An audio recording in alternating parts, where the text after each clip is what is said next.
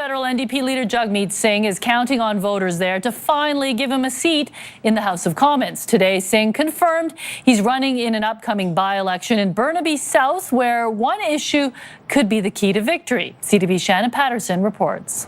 And it starts here. It starts today. In the baking Burnaby sun, he made it official. I intend to run in the upcoming by-election here in Burnaby South. Federal NDP leader Jagmeet Singh says if he wins the seat vacated by MP turned Vancouver mayoral candidate Kennedy Stewart, he will move to the riding. I'm all in on Burnaby. My wife and I talked about it, and we're going to run here. Since the last general election, we've had the Kinder Morgan pipeline decision. There's a large degree of dissent and opposition to the pipeline in their own backyard. So I think Mr. Singh can capitalize on that. We don't need our government to invest public dollars, billions of public dollars, in a 65-year-old leaky pipeline. We need our government to invest in clean energies for today and tomorrow, clean energy jobs.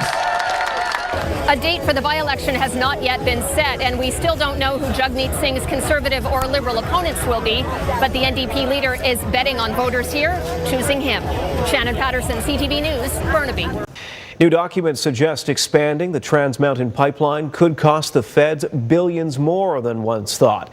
The sale of the pipeline could cost as much as $1.9 billion more than the initial $4.5 billion price tag. It could also take an extra year to finish. Finance Minister Bill Morneau says he won't comment on how much Ottawa expects to spend on the project, because it may affect negotiations with contractors. Kinder Morgan shareholders will vote on the proposal at the end of the month. Pancakes, not pipelines. That's the message of protesters who are defying an eviction order from the city of Burnaby to vacate a camp across from Kinder Morgan's facilities.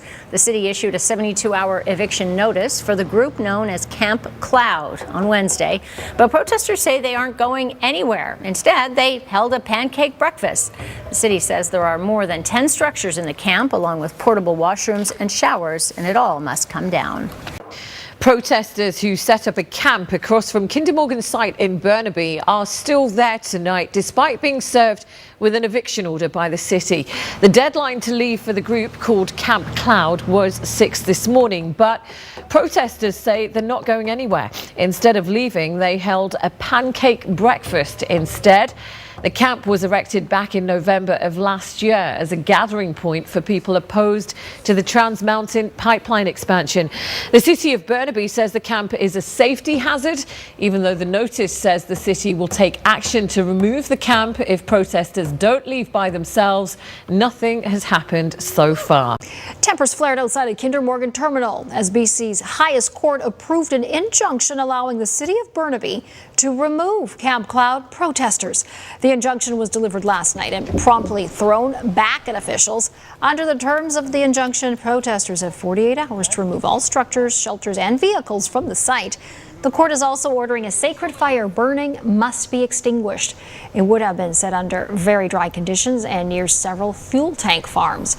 Protesters say they will be sticking around for a while. We have federal courts behind us, backing us up.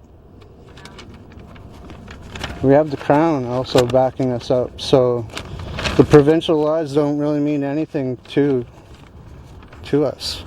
So you're here to stay? That's right. We're here to protect the water for everyone.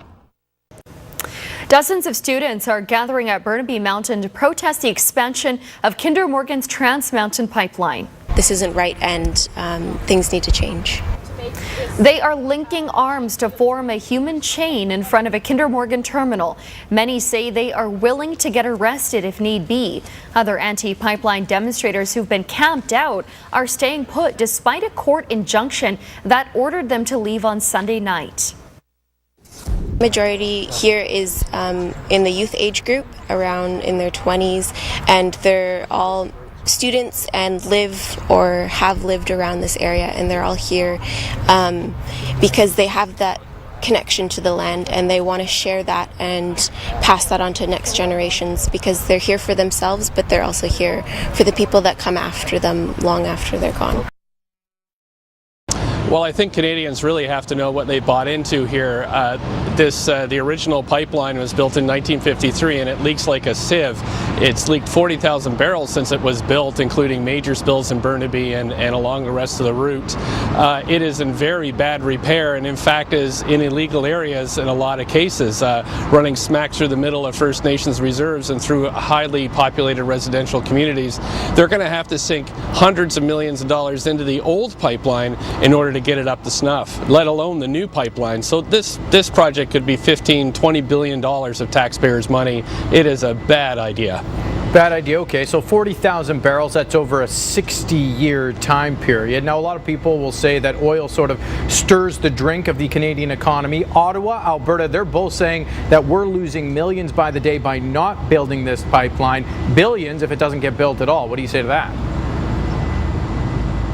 Well, I think that, you know, they have their kind of future projections, but I'm talking about the reality right now. I've walked this pipeline route, I've gone on the reserves, I've gone in the communities in Burnaby and across the Lower Mainland. The original route, the original pipeline is literally a few meters away from people's homes, which is not legal. So I think the company is, the government has really pulled a, you know, they've got a huge white elephant here, and the Kinder Morgan, like usual, is making off like bandits, laughing all the way back to Texas.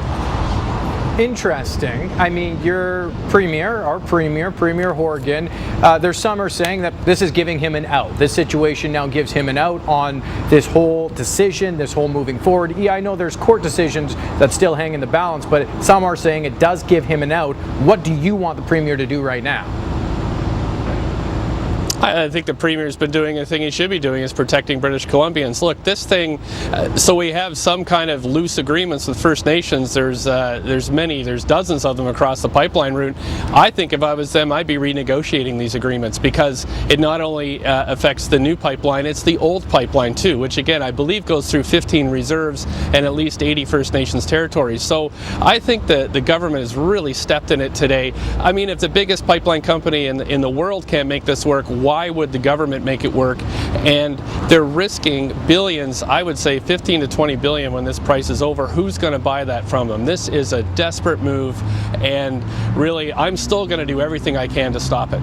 Yeah, and I think that that's something that a lot of people will continue to protest and try and stop it. As far as British Columbia is concerned, I mean, there's a lot of people who were pro-pipeline, a lot of people that are anti-pipeline, but people who are kind of 50-50 on the issue. What do you think they are feeling about this announcement, and where did they stand after this? Well, I think, sure, maybe the province is split half and half on the new pipeline, but ask them how they feel about spending $15 to $20 billion in taxpayers' money to buy this infrastructure when they could be putting it into housing or healthcare. I mean, we haven't had any housing units built here in the city of Vancouver by the federal government, but yet they can give a pipeline company $4.5 billion for a rickety old thing built in the 1950s. Like, this is very poor judgment, and it shows what their priorities are. Their priorities are a Texas oil giant versus their own people, and I think it's a shame, and Trudeau really has stepped in it here. Interesting to get your take on it. Thank you very much. Burnaby South MP, Vancouver mayoral candidate Kennedy Stewart, thank you for your time, sir.